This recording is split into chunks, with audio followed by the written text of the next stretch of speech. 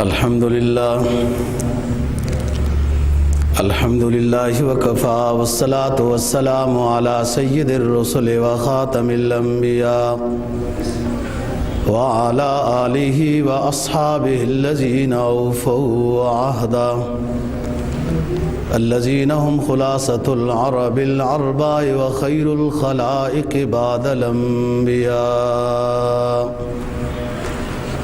أما بعد فأعوذ بالله من الشيطان الرجيم. بسم الله الرحمن الرحيم. فآتاهم الله ثواب الدنيا وحسن ثواب الآخرة والله يحب المحسنين.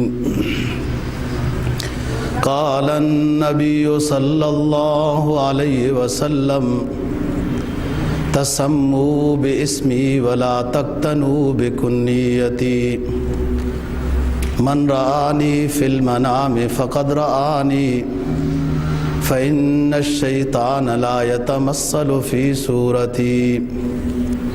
صدق الله العظيم وصدق رسوله النبي الأمي الكريم ونحن على ذلك لمن الشاهدين والشاكرين والحمد لله رب العالمين. چوتھا پارہ سورہ آل عمران کی ایک آیت کریمہ اور جناب نبی پاک صلی اللہ علیہ وسلم کا ایک فرمان تلاوت کیا ہے، جس کا مفہوم یہ ہے اللہ رب العزت فرماتے ہیں کہ فآتاہم اللہ ثواب الدنیا وحسن ثواب الآخرہ. اللہ تعالیٰ نیک لوگوں کو دنیا میں بھی اچھا بدلہ دیتے ہیں نیکیوں کا، وحسن ثواب الآخرہ، اور آخرت میں اور زیادہ اچھا بدلہ دیتے ہیں نیکیوں کا. دنیا میں بدلہ دیتے ہیں اور آخرت میں بہت زیادہ اچھا بدلہ دیں گے. واللہ يحب المحسنین، اور اللہ تعالیٰ نیک لوگوں کو دوست بناتا ہے، پسند کرتا ہے. جناب نبی پاک صلی اللہ علیہ وسلم کا جو فرمان تلاوت کیا ہے، اس کو امام بخاری نے اور دیگر تمام محدثین نے اس فرمان کو نقل کیا ہے. آپ نے فرمایا تسمو باسمی، میرے نام کے ساتھ نام رکھا کرو. ولا تقتنو بکنیتی، لیکن میری کنیت نہ رکھا کرو. اسی حدیث کا دوسرا جملہ ہے من رآنی فی المنام فقد رآنی، جس شخص نے مجھے خواب میں دیکھا تو اس نے مجھے ہی خواب میں دیکھا ہے.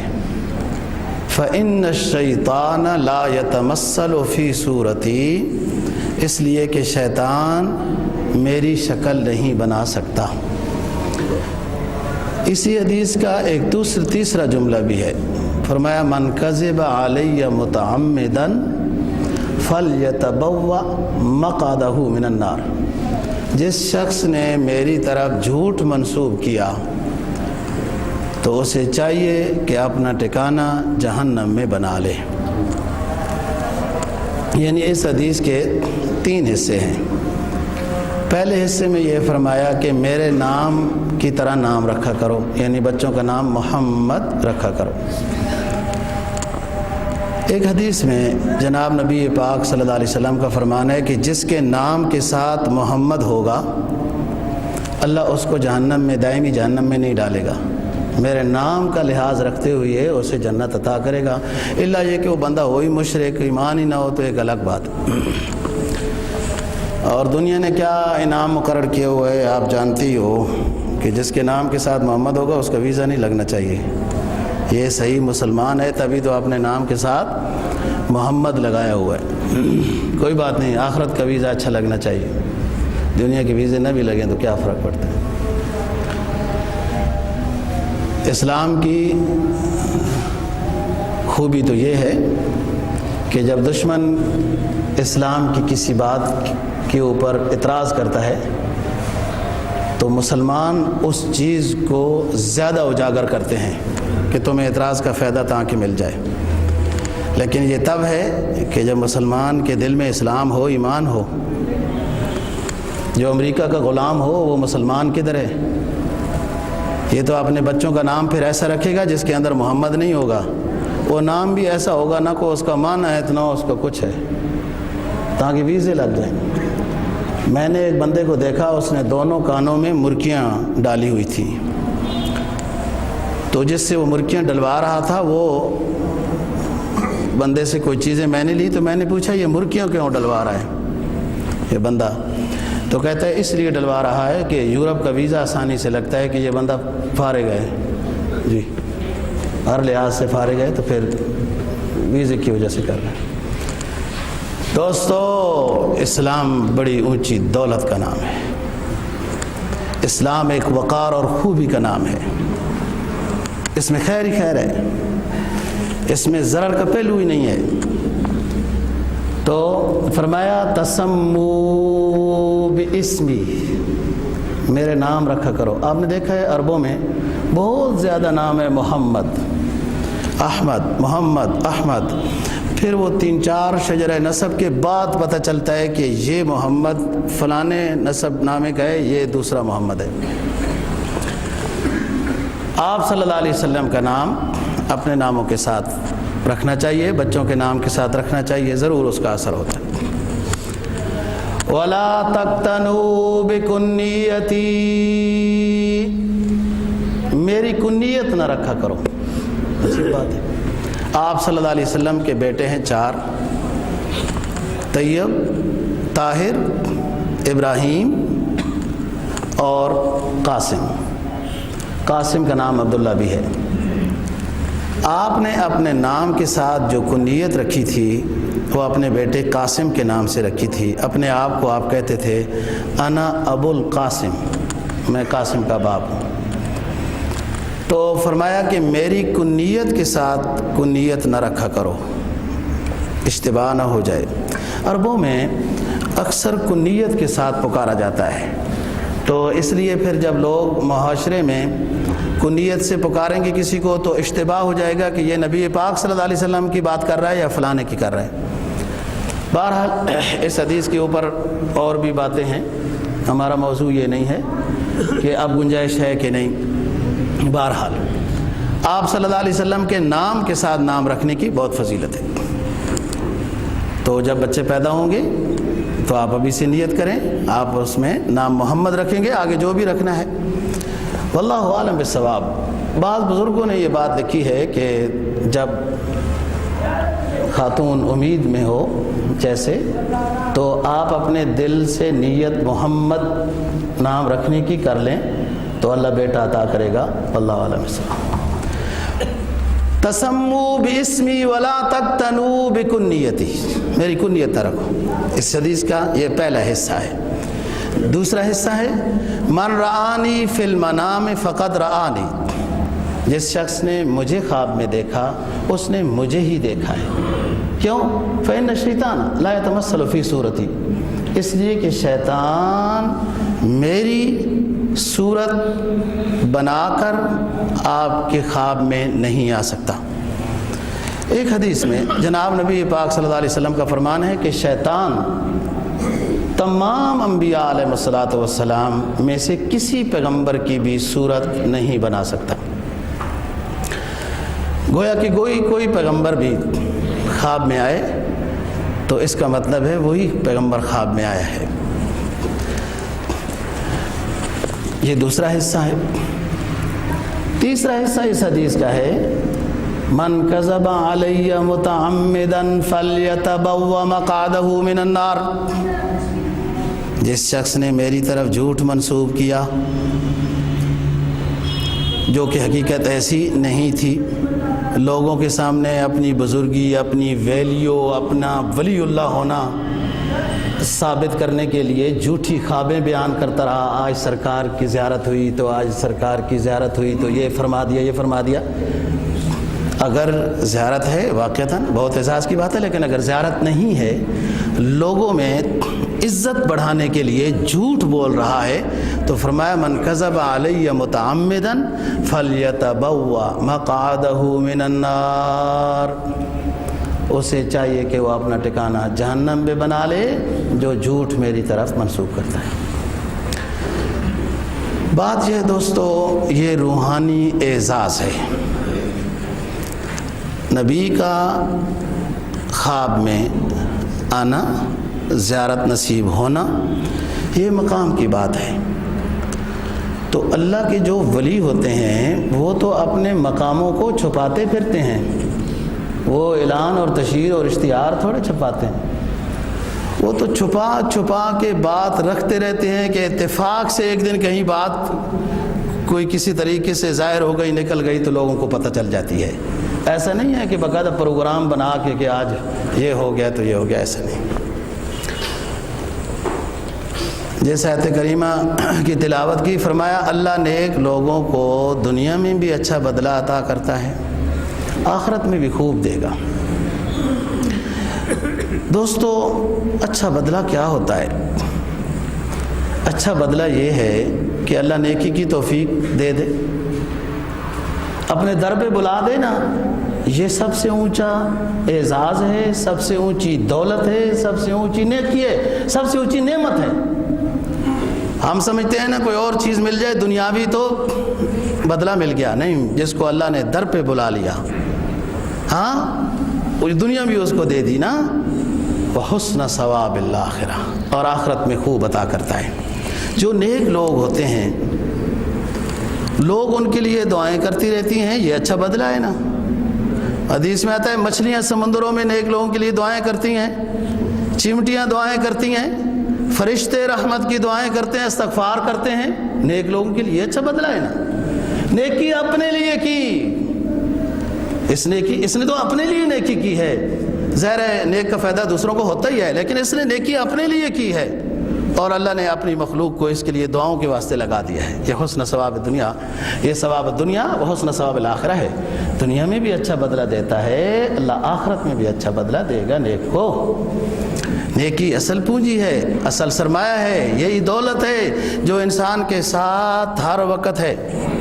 دیکھو نا جی، آپ کہیں گئے کوئی چیز خریدنی ہے، جیب میں پیسے نہیں ہیں، اے ٹی ایم کارڈ ہے تو بینک تلاش کریں گے، آپ کی اپنی ملکیت ہے، اپنا سرمایہ ہے، لیکن پاس نہیں ہے۔ اے ٹی ایم میں گئے تو پاکستان کی سرزمین کی اے ٹی ایم ہی خراب ہے، ہاں، یا کارڈ پکڑ لے گی یا پیسے ہی نہیں دے گی۔ لیکن ایمان، عمل صالح، تقوی، یہ ایسی دولت ہے جو آپ کے پاس ہے، ہر وقت آپ کے ساتھ ہے، جدھر جائیں آپ کے پاس ہے، حالت نزع میں آپ کے پاس ہے، قبر میں آپ کے پاس ہے، حشر میں آپ کے پاس ہے، حساب کے وقت آپ کے پاس ہے۔ تو اصل سرمایہ تو یہ ہے نا، فَآتَاهُمُ اللَّهُ ثَوَابَ الدُّنْيَا وَحُسْنَ ثَوَابِ الْآخِرَةِ وَاللَّهُ يُحِبُّ الْمُحْسِنِينَ۔ اللہ تعالیٰ نیک لوگوں کو دوست بناتا ہے، اللہ رشتہ دار نہیں بناتا، اللہ کی کوئی رشتہ داری نہیں ہے، لم یلد ولم یولد ولم یکن لہ کفوا احد، لیکن دوست بناتا ہے، اور پھر دوست کے ساتھ وفا بھی کرتا ہے۔ نحن اولیاؤکم فی الحیات الدنیا وفی الآخرہ، ہم تمہارے دوست ہیں۔ دنیا تمہیں دوست نہیں بناتی نا، جب اللہ کے راستے کو اختیار کیا جائے گا تو دنیا دوستوں دور جائے گی۔ خدا خواہی، علامہ رومی کیا کہتے ہیں، خدا خواہی بلا خواہی، خدا چاہنا بڑے بڑے مصائب کو لینا ہے، خدا خواہی بلا خواہی، لیکن جب خدا ملے گا تو پھر نحن اولیاؤکم فی الحیات الدنیا وفی الآخرہ، ہم تمہارے ہیں نا جی۔ اللہ کے ولی گھر کی ضرورت کے لیے جنگلوں میں جاتے ہیں، لکڑیاں کاٹتے ہیں، لکڑیوں کا بنڈل باندھ لیتے ہیں تو شیر اٹھانے کے لیے آ جاتے ہیں۔ نحن اولیاؤکم فی الحیات الدنیا۔ ابو الحسن خرقانی کی بات کر رہا ہوں، خراسان والے بزرگ جو سلطان محمود غزنوی رحمہ اللہ تعالیٰ کا پیر صاحب ہیں۔ بہرحال ہم اللہ کے نیک بندوں کا دوست و تذکرہ کر رہے ہیں، یہ خواہش ہے، یہ نیت ہے کہ کسی چوک پلہ میں ہمارا بھی حصہ ہو جائے، ہم بھی ان کے پورے نقش قدم پر نہیں تو اس کی کسی حد تک تو محنت کرنے والے بن جائیں۔ مشہور بات ہے احب الصالحین ولست منہم لعل اللہ یرزقنی صلاحا، احب الصالحین ولست منہم، نیک لوگوں کو پسند کرتا ہوں، نیک لوگوں کو دوست بناتا ہوں، نیک لوگوں کے ساتھ محبت کرتا ہوں، ابھی خود نیک نہیں ہوں، نیکوں سے محبت کرتا ہوں۔ لعل اللہ یرزقنی صلاحا، ہو سکتا ہے کہ اللہ مجھے بھی نیک بنا دے۔ ظاہر ہے جس کے ساتھ محبت کرے گا، سرکار کا فرمان ہے جس کے ساتھ محبت ہوگی اس کے ساتھ اشر ہوگا۔ آج کے سبق میں بیان میں قصیدہ بردہ والے بزرگ کا ذکر کرنا ہے۔ یہ اللہ کے بہت اونچے ولی گزرے ہیں جن کا اصل نام محمد شرف الدین بوصیری رحمہ اللہ تعالی ہے۔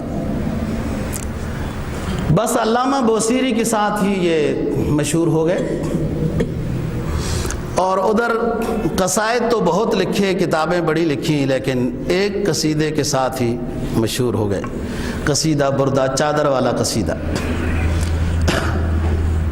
آپ کے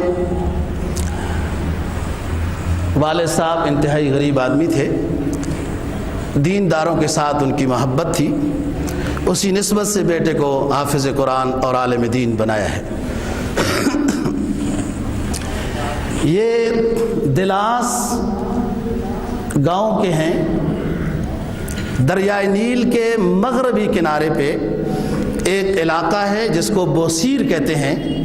اس بوصیر علاقے کے ایک گاؤں کا نام ہے دلاس، جس کے یہ بزرگ قصیدہ بردہ والے رہنے والے ہیں۔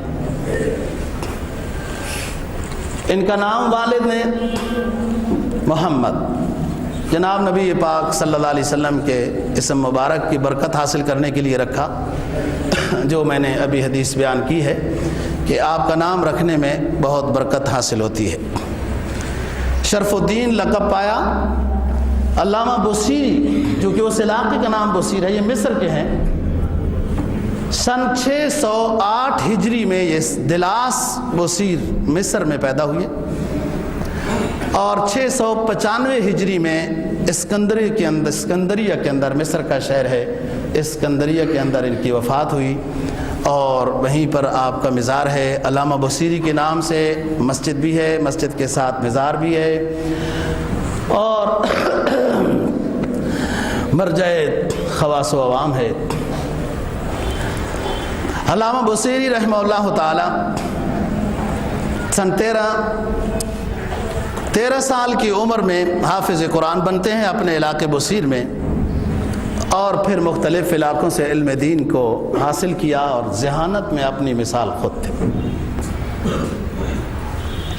علامہ عمر بن احمد خربوتی رحمہ اللہ تعالی لکھتے ہیں کہ میں نے اپنے زمانے میں ان جیسا ذہین، خطیب، فصاحت و بلاغت میں کمال ان جیسا میں نے کسی میں نہیں دیکھا۔ عربی زبان ان کی غلام تھی، فصاحت و بلاغت ان کی لونڈی تھی، اور بڑے بڑے مجمع میں جب علامہ صاحب کی بات ہوتی تھی تو بس علامہ ہی علامہ ہوتے تھے، کوئی ان کا دوسرا نہیں ہوتا تھا۔ غربت کا زمانہ تھا، اتفاق سے یہ غریب گھر کے تھے، اور دوستو غریب علاقے والے لوگ ہی پڑھتے ہیں۔ جن بچوں کو پتہ ہوتا ہے گھر جائیں گے تو کیا ہوگا، وہاں بھی بچڑیاں اور آگے پیچھے کہیں بالن ہی جمع کرنا ہوگا، کام ہی کرنا ہوگا، چلو پڑھتے ہی رہتے ہیں، غریب ہی پڑھ جاتے ہیں۔ فرمان ہے نا سرکار کا، طوبیٰ للغرباء یبدأ بالاسلام بالغرباء وینتہی بالاسلام الغرباء۔ خوشخبری ہے غریبوں کے لیے، اسلام کی ابتدا میں بھی اسلام کی چادر کو پکڑنے والے غریب تھے، اسلام کی انتہا میں بھی اسلام کی چادر کو پکڑنے والے غریب ہوں گے۔ غریب گھرانے کے بچے تھے، سبق میں لگے رہے کہ گھر جا کے کیا کریں گے۔ اکثر علماء کی آپ تاریخ پڑھیں تو یہی حالت ہے۔ جناب نبی پاک صلی اللہ علیہ وسلم کی غربت کے ساتھ ہی ترتیب ہے، اور آپ کو غربت پسند بھی تھی۔ غریب کے ساتھ اللہ راضی ہوتا ہے نا۔ آپ سے پوچھا گیا سب سے پہلے جنت میں کون داخل ہوگا، تو آپ نے فرمایا میں اور میرے ساتھ میرے غریب امتی۔ للفقراء المہاجرین الذین اخرجوا من دیارہم۔ غریب آدمیوں کو پریشان نہیں ہونا چاہیے کہ ہم غریب کیوں، وہ دنیا داروں کے ساتھ بیٹھ کے اسلام آباد کی بڑی بڑی کوٹھیاں، بڑی بڑی گاڑیاں دیکھ کے نا وہ بندہ سمجھتا ہے ہائے میں کیوں غریب، ہائے میں کیوں غریب۔ نہیں، آپ کا اونچا مقام ہے، آپ کا رب آپ کی اس غربت پہ راضی ہے، اس لیے اس نے آپ کو غریب بنایا اور اونچے شجرہ نسب کے ساتھ جوڑ دیے، اونچے شجرہ نسب کے ساتھ۔ اللہ والوں کی جماعت ہے، غریب لوگوں کی جماعت ہے۔ بہرحال شروع میں کتابت کرتے رہے لکھنے کا، پھر اس وقت بادشاہ بالبیلس ظاہر بیرس کی حکومت تھی، سلطان صلاح الدین ایوبی کے زمانے کے بعد کی بات ہے یہ، تو منشی بھی مقرر ہو گئے۔ اور یہ وہ زمانہ ہے کہ عیسائیوں میں، یہودیوں میں مسلمانوں کے خلاف اتنا تعصب پیدا کیا گیا تھا عیسائیوں اور یہودیوں کے اندر کہ ایک کم عمر عیسائی بھی مسلمانوں کے خلاف فدائی حملے کر دیتا تھا، جان دے دیتا تھا، اور وہ یہ سمجھتا تھا کہ مسلمانوں کو ختم کرنا ضروری ہے۔ یہ وہ زمانہ ہے۔ صلیبی جنگیں جو شروع ہوئی تھی تو بعد میں دبی، اور لیکن وہ ان کے اندر آگ تو تھی۔ علامہ صاحب نے اس وقت کے لحاظ سے مسلمانوں کے بادشاہوں کے بارے میں تعریف میں بھی قصائد لکھے، ان کی حوصلہ افزائی کی، تاکہ یہ میدان جہاد میں پیچھے نہ ہٹیں، آگے بڑھتے رہیں، اور مجاہد کی حوصلہ افزائی ضروری ہوتی ہے۔ بہرحال یہ سلسلہ ان کا چلتا رہا کہ ایک شیخ مولانا شہاب الدین ابو العباس المرسی، ان کا بیان قاہرہ میں، مصر کا دارالحکومت ہے، بیان ہوا۔ یہ عالم دین ہے، پڑھنا پڑھانا ہے، حکومت کے ملازم ہیں، قصائد لکھتے ہیں وغیرہ، بڑی شہرت ہے علامہ صاحب کی، لیکن تصوف کے ساتھ نہیں جڑے تھے، صوفیاء کے ساتھ کسی سے بیعت نہیں ہوئے تھے۔ بیعت ہونا سنت ہے دوستو، لیکن بیعت کے بعد رنگ ہی کچھ اور ہوتا ہے۔ بیعت کسی اللہ والے کے ساتھ جڑ جانا یہ سنت ہے، فرض نہیں ہے۔ کوئی بیعت نہیں ہوا، کوئی ایسی بات نہیں ہے، اپنے ایمان اعمال سے نجات ہو جائے گی، لیکن جو نکھار آتا ہے بات میں، نیکی میں، ذکر میں، جو للہیت نصیب ہوتی ہے، یہ بیعت سے پہلے کا زمانہ کچھ اور ہوتا ہے، بیعت کے بعد کا کچھ اور ہوتا ہے۔ یہ تو بندہ جب اس میں داخل ہو تو سمجھ آ جائے گا۔ علامہ صاحب بڑے فصاحت و بلاغت کے باکمال انسان تھے، بڑے عالم تھے، تو اس طرف توجہ نہیں تھی جیسے علامہ راضی کو نہیں تھی۔ علامہ راضی کی بات میں کر چکا ہوں کہ وہ بھی بہت بڑے عالم تھے، 30-32 جلدوں میں تفسیر کبیر لکھی، لیکن اس چیز کو، لیکن جب جھٹکا لگا پھر شیخ کو تلاش کیا۔ یہاں بھی یہی بات ہوئی۔ شیخ شہاب الدین ابو العباس المرسی قاہرہ کی جامع مسجد میں بیان کر رہے ہیں، اتفاق سے علامہ بوسیری قصیدہ بردہ والے وہاں پہنچ گئے، بیٹھے۔ اب دوستو، بات کرنے والے شخص کی عمر ہے 30 سال، ابو العباس شہاب الدین کی عمر ہے 30 سال، اور سننے والے علامہ صاحب کی عمر ہے 60 سال،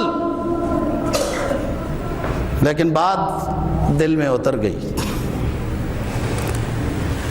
یہ کوئی ضروری نہیں ہے کہ بزرگی کے لیے سفید بال ہونا ضروری ہے۔ اللہ اور اللہ کے رسول کو دل میں بٹھانے سے انسان کو للہیت اور تقوی نصیب ہوتا ہے۔ غنا کے لیے مالداری شرط نہیں ہے، غنا نفس ضروری ہے، دل کی مالداری ضروری ہے، اور ولایت کے لیے بڑھاپا ضروری نہیں ہے، ولایت کے لیے اللہ اور اللہ کے رسول کو دل میں بسا لینا ضروری ہے، جوانی میں آ جائے یا بڑھاپے میں آ جائے۔ بات جن کی سن رہے ہیں وہ نوجوان لڑکا ہے، 32 سال کا شہاب الدین ابو العباس، اور سننے والا شخص 60 سال کا، نوجوان کہو یا بوڑھا کہو۔ اصل تو جوانی 60 سال میں شروع ہوتی ہے، ہماری حکومت 60 سال میں ریٹائر کر دیتی ہے۔ جی سمجھ، فراست، صلاحیت، تدبر، حکمت، دانائی تو 60 سال میں آتی ہے نا، 40 سال کے بعد شروع ہوتی ہے۔ بہرحال بات سننے والا شخص 60 سال کی عمر میں ہے، جس کو لوگ قصیدہ بردہ والے بزرگ کہتے ہیں، علامہ بصیری۔ بات دل میں اثر کر گئی، آپ دیدہ ہو گئے، شیخ کے قریب پہنچے، بیعت ہو گئے، اب للہیت میں آئے، ذکر و اذکار، پہلے بھی اللہ والے تھے۔ ایک دن جا رہے ہیں اسکندریہ میں، تو ایک مجذوب ملا، کہنے لگا علامہ صاحب کبھی رسول اللہ صلی اللہ علیہ وسلم کی بھی زیارت نصیب ہوئی ہے؟ علامہ صاحب نے کہا نہیں، کبھی نہیں نصیب ہوئی۔ بس وہ بندہ اتنی بات کہہ کے چلا گیا۔ یہ سوچنے لگ گئے کہ اس بندے نے مجھے کیا بات کہی، اس فکر میں لگ گئے کہ زیارت نصیب ہونی چاہیے، زیارت نصیب ہونی چاہیے۔ قصائد انہوں نے رسول اکرم صلی اللہ علیہ وسلم کی شان میں بہت لکھے ہیں دوستوں، اور ایسے قصیدہ حمزہ، قافیہ حمزہ سے ان کے تقریباً 500 اشعار ہیں، صرف حمزہ سے شروع ہونے والے نبی پاک صلی اللہ علیہ وسلم کی شان میں۔ مدینہ طیبہ کی سرزمین میں یہ رہے چند دن، جو مدینہ کی تعریف میں 300 اشعار لکھے، اور حضرت کعب بن زہیر، یاد رکھنا نام، رسول اکرم صلی اللہ علیہ وسلم کے زمانے میں آپ کی مدح بیان کرنے والے حسان بن ثابت اور کعب بن زہیر رضی اللہ تعالیٰ عنہ ہیں۔ دیوان حسان، دیوان کعب اور دیوان عائشہ، دیوان فاطمہ رضی اللہ عنہ، اور بھی کئی صحابہ کرام کے دیوان ہیں۔ کعب بن زہیر نے، میں اب کیا کہوں کہ بات کہوں کہ نہ کہوں، لیکن ہمارے پروفیسر صاحب بات سمجھتے ہیں کہ قافیہ مفاعیل پر کعب بن زہیر رضی اللہ تعالیٰ عنہ نے رسول اکرم صلی اللہ علیہ وسلم کی شان کی، وزن ہے، قافیہ ہے، مفاعیل کے وزن پر۔ اور علامہ اقبال کا جو وزن ہے وہ علامہ رومی کا وزن ہے۔ بہرحال پھر ہم اپنے موضوع سے ہٹ جائیں گے، بات پھر کریں گے کبھی، یہ کیا وزن ہوتے ہیں، یہ کیوں وزن منتخب کیا جاتا ہے، یہ بھی بات ہے، یہ بھی بات ہے، یہ وزن کیوں لیا گیا۔ بہرحال کعب بن زہیر رضی اللہ تعالیٰ عنہ نے جس قافیے پر سرکار دو جہاں صلی اللہ علیہ وسلم کی تعریف کی، علامہ بصیری نے بھی اسی قافیے کے اوپر اتنے اشعار میں نبی پاک صلی اللہ علیہ وسلم کی تعریف کی۔ تعریف تو کر رہے تھے، اور یہ ایسے اللہ والے، اسلام کی تعریف، صحابہ کی تعریف، آل بیت کی تعریف، خلفائے راشدین کی تعریف، عشرہ مبشرہ کی تعریف، مجاہدین اسلام کی تعریف، سب کی تعریفیں قصائد میں کی ہیں انہوں نے۔ تو مجذوب نے جب کہا کہ علامہ صاحب کبھی رسول اللہ صلی اللہ علیہ وسلم کی زیارت بھی نصیب ہوئی ہے، تو انہوں نے کہا نہیں نصیب ہوئی۔ پھر اس فکر میں لگ گئے۔ یہ جو نیک لوگ ہوتے ہیں نا، یہ ہر وقت تو طالب علم بن کے پھر رہے ہوتے ہیں، طالب علم، بے شک خود بہت بڑے محدث ہوں، اللہ والے ہوں، پیر ہوں، رہبر ہوں نا جی، یہ جب بھی پھر رہے ہیں نا، یہ طالب علم بن کر پھر رہے ہوتے ہیں۔ حدیث ہے، سرکار کا فرمان ہے نا کہ الکلمۃ الحکمہ ضالۃ المؤمن، اچھی بات یہ مومن کی گم شدہ چیز ہے، جہاں سے ملے حاصل کرے۔ من یؤت الحکمۃ فقد اوتی خیرا کثیرا، قرآن کا اعلان ہے، جس کو ہم نے حکمت عطا کر دی اس کو خیر کثیر دے دیا۔ حکمت پھر بڑی اونچی دولت ہے اور اس کی بڑی لمبی شرح ہے۔ بہرحال یہ طالب علم بن کے پھر رہے تھے اور اس جملے سے نصیحت حاصل کی اور فکر میں لگ گئے۔ اور طالب میں کمال یہی ہونا چاہیے، طالب، صدق دل کا طالب، اس میں یہ خوبی ہونی چاہیے کہ جب بھی کسی کا بیان سنے تو سمجھے میری ہی ضرورت ہے، اللہ میری اصلاح فرما دے، تو انشاءاللہ فائدہ ہوگا۔ سوچ میں لگ گئے۔ اب یہاں پر ایک بات ذکر کرتا ہوں، اپنے لیے بھی آپ کے لیے بھی۔ نبی پاک صلی اللہ علیہ وسلم کی زیارت ایمان والوں کو نصیب ہوتی ہے، لیکن کب؟ گر کیا ہے؟ گر کیا ہے؟ عمل کرو گے تو فائدہ ہوگا۔ گر یہ ہے دوستو کہ آپ کے دل سے کبھی اللہ اور اللہ کا رسول نہ نکلے، ہر وقت سوچ اللہ اور اللہ کے رسول کی ہو۔ آپ مسجد سے باہر نکل رہے ہیں، دعا پڑھ رہے ہیں، سنت یاد کر رہے ہیں، میرے نبی کی سنت کیا ہے باہر نکلنے کی، راستے میں چلنے کی میرے نبی کی سنت کیا ہے، کوئی ساتھی ملا اس سے آپ اپنے نبی کی سنت کا مذاکرہ کر رہے ہیں، گھر پہنچے گھر میں داخلہ کا سنت کا طریقہ کیا ہے، اور جب تنہائی میں جا رہے ہیں کبھی اللہ کی شان حمد و ثنا کرتے ہیں، کبھی اپنے حبیب پر درود بھیجتے ہیں۔ جب یہ خوبی مل جائے گی تو سرکار کی زیارت بھی نصیب ہو جائے گی۔ یہ گر ہے۔ جب فکر لگی علامہ بوسیری کو کہ اس بندے نے تو صحیح کہا ہے، اور بڑی فضیلت ہے دوستو، فرمایا من رآنی فی المنام فقد رآنی فإن الشیطان لا یتمثل فی صورتی۔ جس نے مجھے دیکھا، جس میرے امتی نے خواب میں، من رآنی فی المنام فقد رآنی، جس نے خواب میں مجھے دیکھا اس نے مجھے ہی دیکھا ہے، مجھے ہی دیکھا ہے، اس لیے کہ شیطان میری شکل میں کسی کی خواب میں نہیں آ سکتا۔ بڑے اعزاز کی بات ہے، لیکن یہ برتن صاف ہونا ضروری ہے نا، پاک برتن میں پاک چیز آئے گی نا جی، برتن پاک ہونا ضروری ہے، پھر پاک چیز آتی ہے، اس کی پاکی ضروری ہے، پھر یہ پاک ہستیوں کی زیارت نصیب ہوتی ہے۔ بہرحال آپ اس فکر میں لگ گئے ہیں اور پریشان بھی ہیں کہ علامہ صاحب بیمار ہو گئے، علامہ صاحب بیمار ہو گئے اور فالج ہو گیا، اور پورا آدھا حصہ ختم ہو گیا۔ اب یہ علاج وغیرہ جو تھا ہوتا رہا، لیکن فالج کا علاج یہ سمجھیں کہ نہیں ہے۔ اللہ معاف فرمائے، اس طرح کی بیماریوں سے اللہ بچائے۔ حکیموں نے بھی لا علاج کر دیا،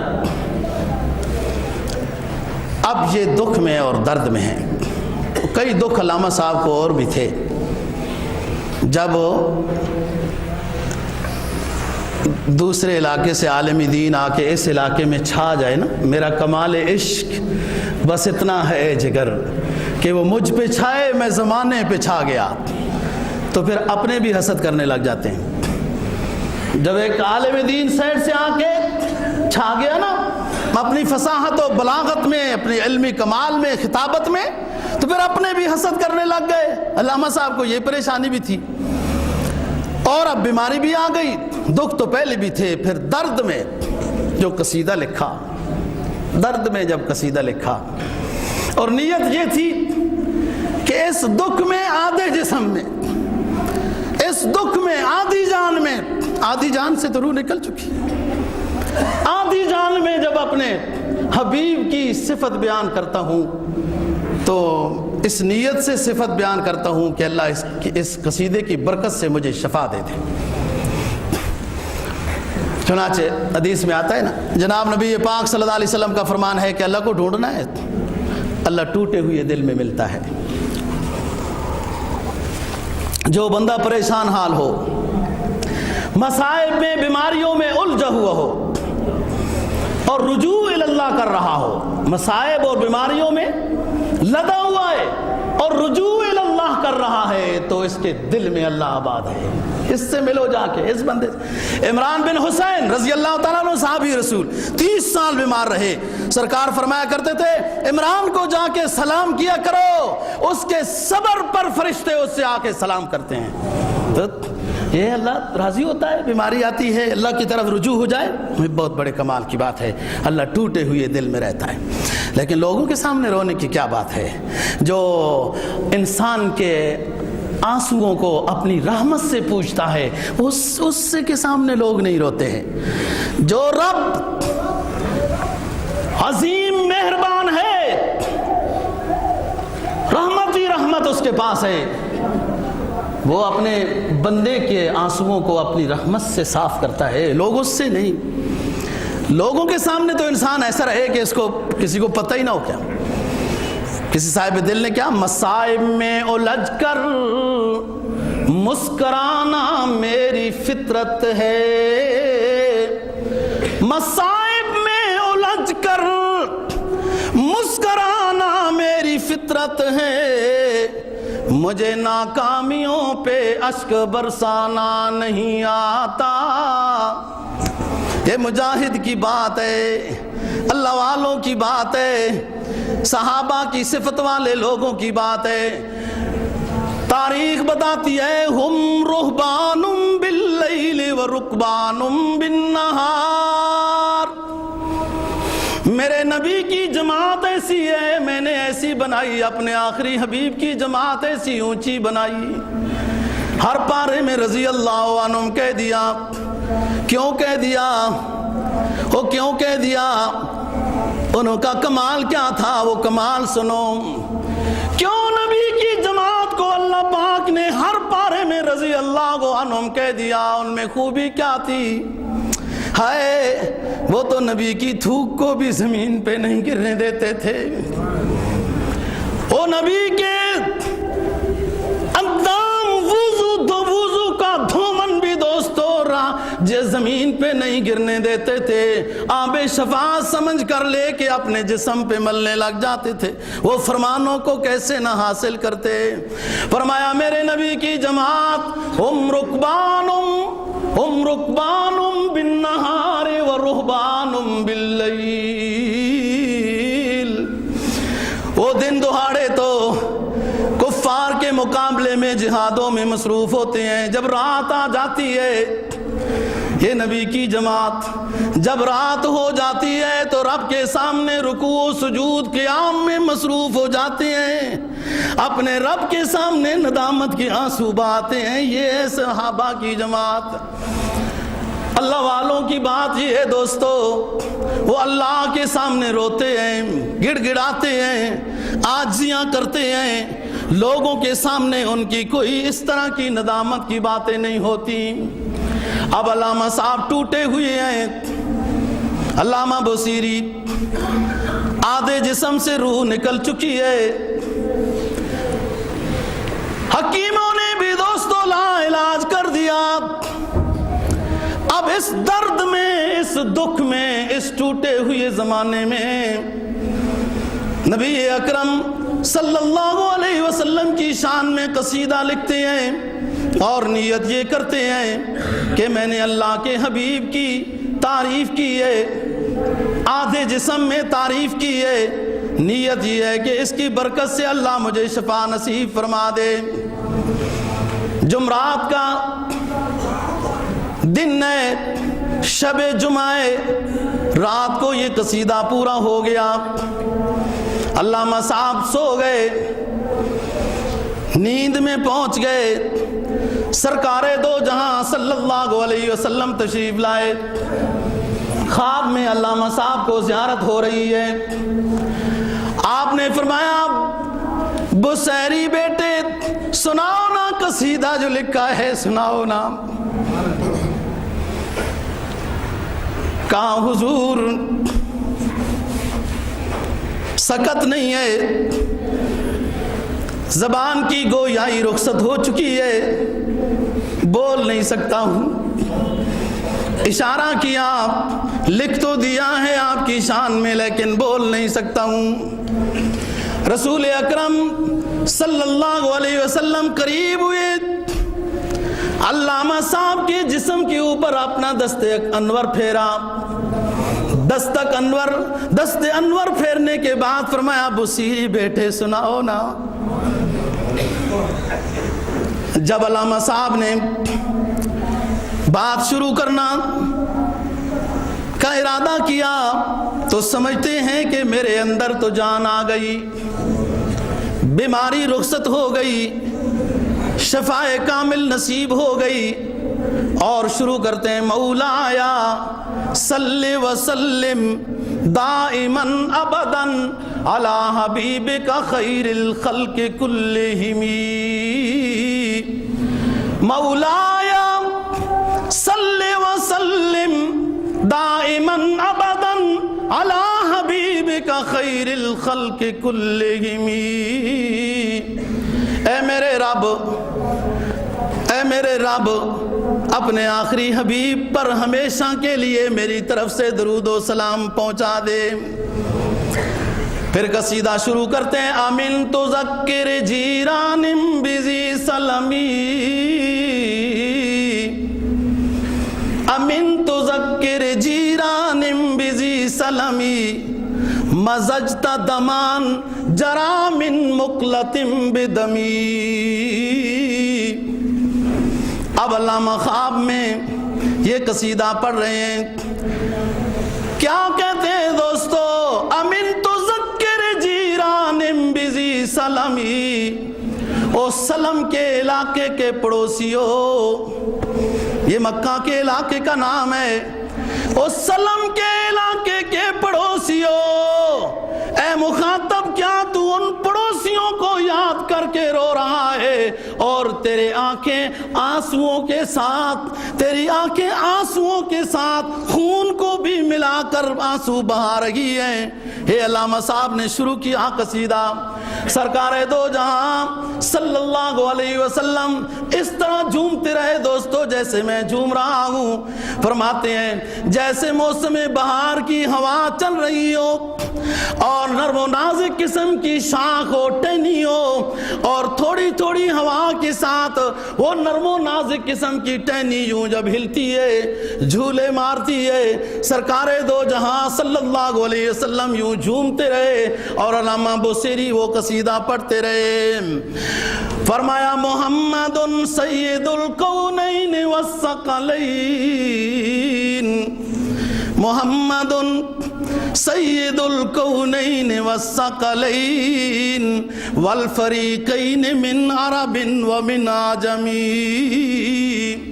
میرا آخری حبیب محمد عربی صلی اللہ علیہ وسلم ہے جو دونوں جہانوں کا سردار ہے، جنوں انس کا پیغمبر ہے، پوری کائنات اسی کی ہے، عرب کی ہو عجم کی ہو الحبیب الذی هو الحبیب الذی ترجا شفاعته لکل حول من الاحوال مقتحمی۔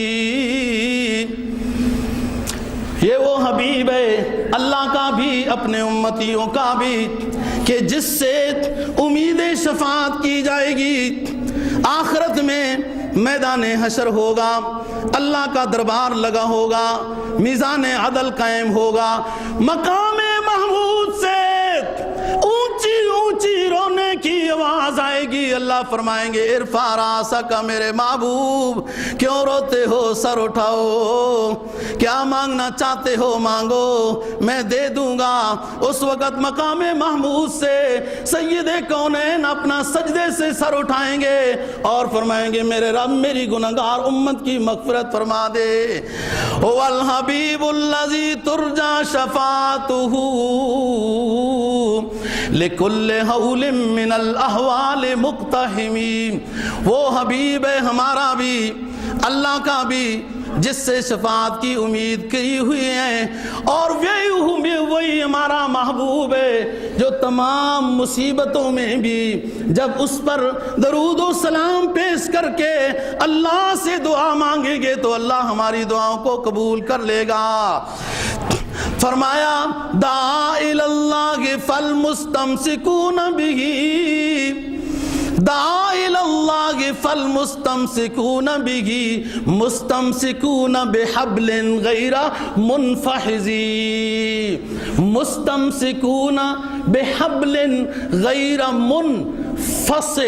فسمی غیر منفسمی۔ فسم کہتے ہیں دوستو جب رسی ٹوٹ جائے۔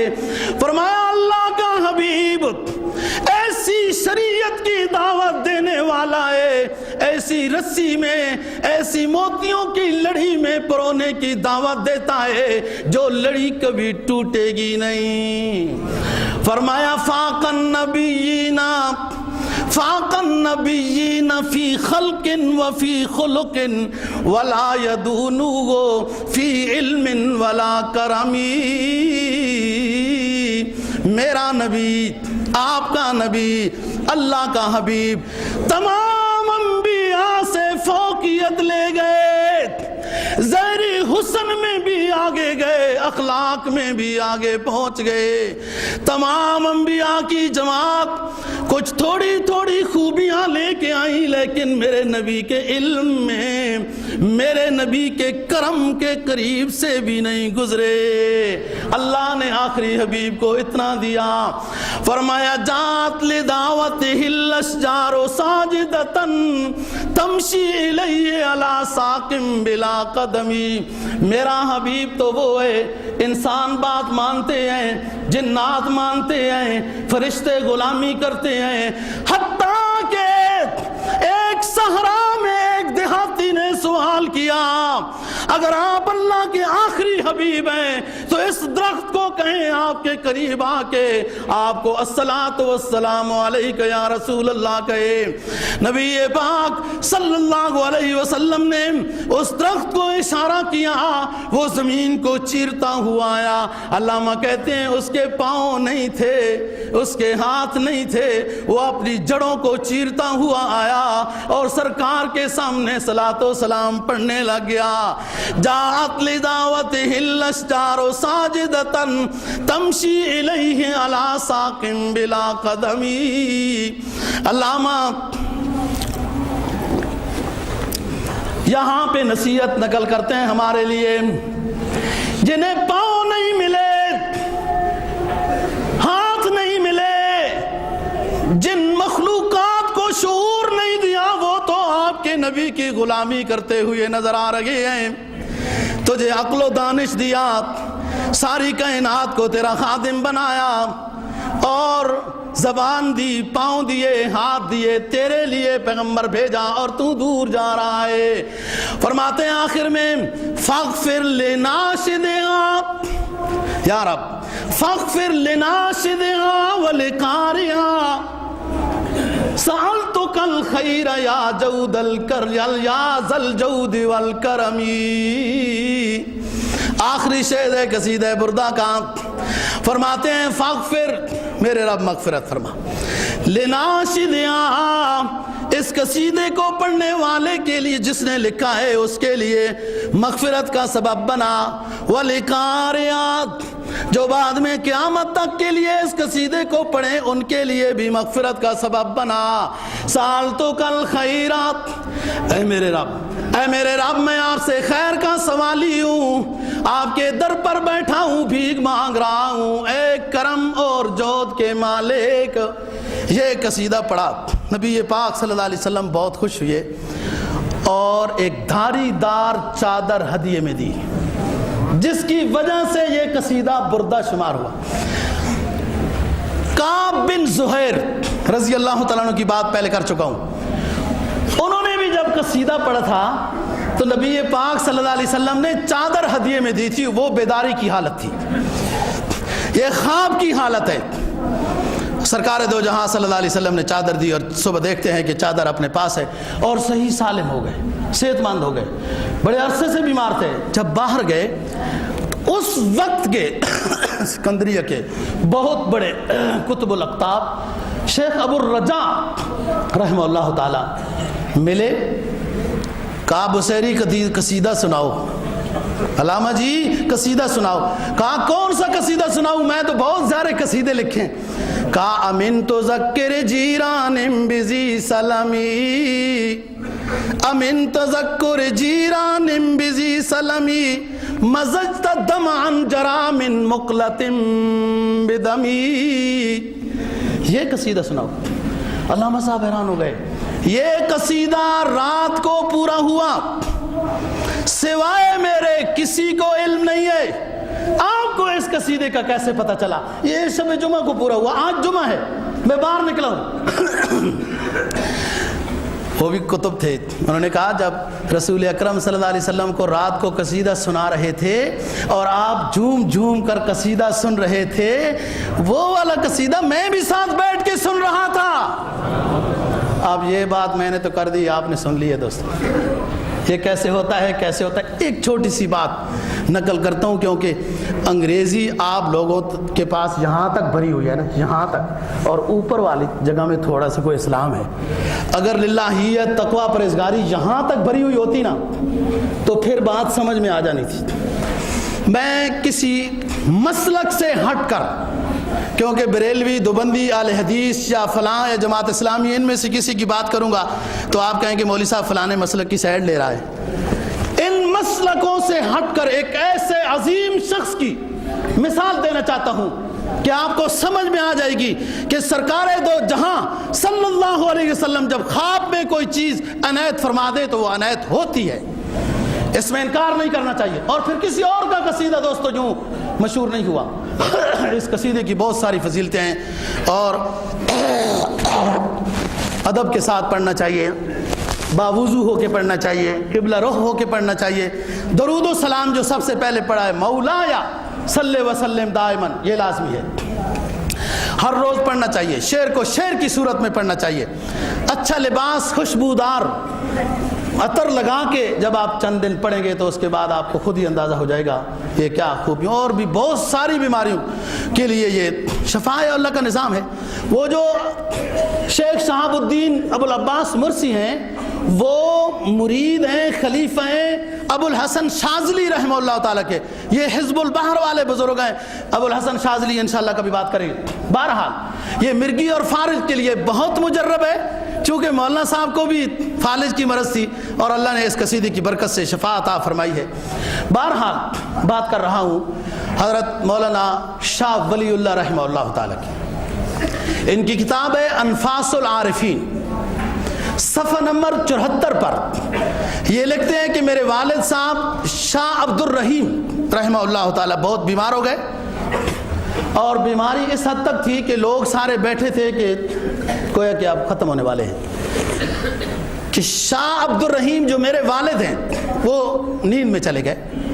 اب خود والد بعد میں یہ قصہ اپنا بیان کر رہے ہیں اور بیٹا لکھ رہا ہے۔ شیخ عبد العزیز، یہ شیخ ہیں عبد الرحیم کے، شاہ ولی اللہ کے والد کے، وہ خواب میں آئے کہ کہا یہ رخ بدل دو، آپ کی بیمار پرسی کے لیے سرکار دو جہاں صلی اللہ علیہ وسلم اس سمت سے تشریف لا رہے ہیں اور آپ کی ٹانگیں اس طرف ہیں، یہ بدل دو رخ، خواب میں، اور خواب میں رخ بدلا بھی جا رہا ہے۔ سرکار دو جہاں صلی اللہ علیہ وسلم تشریف لائے اور یہ چارزانو ہو کے بیٹھے، شاہ عبد الرحیم کا سر اپنی گودی میں رکھا اور کیا جملہ فرمایا، کیفا حالو کا یا بنی، اے بیٹے کیا حال ہے آپ کا، کیسی صحت ہے؟ تو وہ کہتے ہیں بہت طبیعت خراب۔ کہا آپ کو صحت کاملہ اللہ عطا کرے گا، پریشان نہ ہو۔ یہ کہتے ہیں کہ میں نبی پاک صلی اللہ علیہ وسلم کی داڑھی مبارک اور چہرے کو غور سے دیکھ رہا ہوں، غور سے دیکھ رہا ہوں۔ آپ جب قریب پوچھتے ہیں نا، میرے اندر کمزوری تھی، نکاحت تھی، تو میں جب بات کروں تو قریب آتے تو یہ داڑھی میرے چہرے کے اوپر لگ جاتی تھی، آپ صلی اللہ علیہ وسلم کے منہ مبارک داڑھی کے میرے چہرے پہ لگ جاتے تھے۔ میں نے خواہش ظاہر کی، جو مجھے نہیں پتا میرے منہ سے نکلی یا نہیں، تو کہ چند بال کاش کے مل جاتے، سرکار دو جہاں صلی اللہ علیہ وسلم کی داڑھی مبارک کے چند بال مل جاتے تو کیا یہ اچھا تھا۔ سرکار نے فرمایا، عبد الرحیم داڑھی مبارک کے بال کی تمنا کر رہے ہو، مل جائیں گے، مل جائیں گے۔ خواب ختم ہو گئی، صبح ہوئی تو شاہ عبد الرحیم جو ہے پریشان ہے کہ وہ بال کہاں ہیں، بال کہاں ہیں، دوبارہ سو گئے۔ آپ صلی اللہ علیہ وسلم کی پھر زیارت نصیب ہوئی، عبد الرحیم پریشان کیوں ہو؟ بال سرانے کے نیچے رکھ کے آیا ہوں۔ جیسے سرانہ اٹھایا 3 بال ہیں داڑھی مبارک کے، آپ کی داڑھی گندریالی تھی اور وہ جو تینوں بال یوں آپس میں بٹے ہوئے تھے۔ جب یہ بات مشہور ہوئی دوستو تو بہت سارے لوگوں نے انکار کیا کہ ایسا نہیں ہو سکتا، جیسے ممکن ہے، نظر آتا ہے، سمجھ آ سکتی ہے بات۔ شاہ ولی اللہ رحمہ، اور ان کو صحت کامل نصیب ہو گئی شاہ عبد الرحیم کی، جو حالت نظم میں تھے۔ اچھا، جب اس دورانیے میں جب وہ پریشان تھے نا اور بال نہیں مل رہے تھے تو برودت میں آ گئے، بالکل جسم ٹھنڈا ہو گیا۔ جب جسم ٹھنڈا ہو گیا تو مریدوں نے سمجھا، رونے لگ گئے کہ شاہ صاحب فوت ہو گئے۔ وہ بول نہیں سکتے تھے اور وہ یوں اشارہ کرتے رہے کہ میں فوت نہیں ہوا ہوں۔ یہاں پر بھی ان لوگوں کو بات سمجھ آئے گی جو صاحب نسبت لوگ ہیں کہ جب شیخ جو ہے اپنے مرید پر توجہ ڈالتا ہے تو مرید بے بس ہو جاتا ہے، جان نکل جاتی ہے مرید کے اندر سے جب شیخ توجہ کامل ڈالتا ہے۔ تو یہاں اب شیخ کون ہے؟ سرکار دو جہاں صلی اللہ علیہ وسلم۔ شاہ عبد الرحیم مرید ہے، شاہ عبد الرحیم ٹھنڈے ہو گئے، وہ کیفیت جو منعکس ہوئی اس کی وجہ سے وہ اشارہ کر رہے ہیں میں مرا نہیں ہوں، آپ لوگ رو نہیں۔ وہ برودت میں تھے، شیخ کی جذبیات، وہ جو آپ نے توجہ ڈالی وہ برداشت نہیں ہو رہی تھی۔ چنانچہ جب دوبارہ آپ نے بتایا کہ یہ بال، شاہ ولی اللہ نے لوگوں کے سامنے وہ بال رکھے، لوگ منکر تھے، جیسے بال باہر لائے رش زیادہ تھا، بہت رش تھا، دھوپ پر باہر سین میں لائے تو کوئی بادل نہیں تھا آسمانوں پر، فوراً ایک بادل آیا، رسول پاک صلی اللہ علیہ وسلم کے بال مبارک کے اوپر اس نے سایہ کر لیا۔ سارے لوگ چیخو پکار میں چلے گئے۔ پہلے حکم بتایا تھا کہ سب درود شریف پڑھو، آپ لوگ بھی دل دل میں درود شریف پڑھو، بہت اونچی عظیم بات ہے دوستو۔ تو جب وہ بادل ہے تو اس میں باقی بندے تو سارے ٹھیک ہو گئے، 3 بندے منکر رہ گئے۔ ایک پھر بھی ٹھیک ہو گیا، توبہ کرنے لگا کہ حقیقت ہے۔ دوسرے 2 کہنے لگے یہ اتفاقاً بادل آ گیا ہے، ایسی کوئی بات نہیں، یہ جھوٹ ہے۔ بہرحال اندر چلے گئے، بادل بالکل نام و نشان فضا سے ختم ہو گیا۔ دوبارہ جب وہ ڈبیا لائے اور باہر لائے، جیسے دوبارہ بادل آ گیا اور سایہ کر لیا ہے۔ وہ جو 2 منکر تھے ان میں سے ایک ٹھیک ہو گیا، ایک پھر بھی رہ گیا، کہتا ہے وہی بادل کہیں آگے پیچھے پھر رہا تھا، دوبارہ وہی آگے، اوپڑیاں ہل گئی ہیں نا ویسے ہی۔ یہ اس طرح کی دنیا اس وقت بھی تھی۔ شاہ صاحب اندر چلے گئے، دیکھا لوگوں کو، کہا دیکھو بادل ہے کوئی فضا پر، آسمانوں پر؟ کہا کوئی نہیں۔ دوبارہ جب تیسری مرتبہ تشریف لائے، دوبارہ بادل آ گیا اور بال مبارک کے اوپر سایہ کیا، پھر وہ تیسرا شخص بھی قائل ہو گیا۔ یہ خاندان شاہ ولی اللہ کے پاس یہ رسول اکرم صلی اللہ علیہ وسلم کی یہ بال مبارک کی سعادت رہی ہے، اور عجیب خوبی تھی دوستو۔ یہ بال جیسے داڑھی کے ہوتے ہیں نا، تھوڑے تھوڑے یہ آپس میں بٹے ہوئے تھے۔ کبھی کبھی مجلس منعقد ہوتی تھی، سب لوگوں کو حکم تھا درود شریف پڑھیں، اور یہ بال کی ڈبیا کھولی جاتی تھی، ڈبیا کھول کے رکھ دیتے تھے، یہ بال آپس میں جڑے ہوئے تھے۔ جب درود شریف لوگ پڑھتے رہتے تھے تو یہ بال آپس سے جدا ہو جاتے تھے۔ اچھا، جیسے لوگ درود شریف ختم کرتے تھے تو بال آپس میں جڑ جاتے تھے۔ شاہ عبد الرحیم کے بارے میں لکھتے ہیں شاہ ولی اللہ صاحب کے ایک دن ایسا ہوا کہ لوگ جمع ہو گئے کہ حضرت کے بال مبارک کی زیارت کرائیں، تو اب لوگ جمع ہیں، حکم ہے درود شریف پڑھنے کا اور ڈبیا یہ کھولیں گے۔ یہ ڈبیا کھولتے ہیں، ڈبیا کھلتی نہیں ہے، بہت پریشان ہو گئے۔ ہم سے کوئی گناہ ہو گیا، کوئی بے ادبی ہو گئی، ظاہر ہے یہ بہت بڑا نازک رشتہ ہے، تو یہ حالت کش میں، اور بہت بڑے بزرگ یہ خاندان گزرا ہے دوستو، ولی اللہ خاندان۔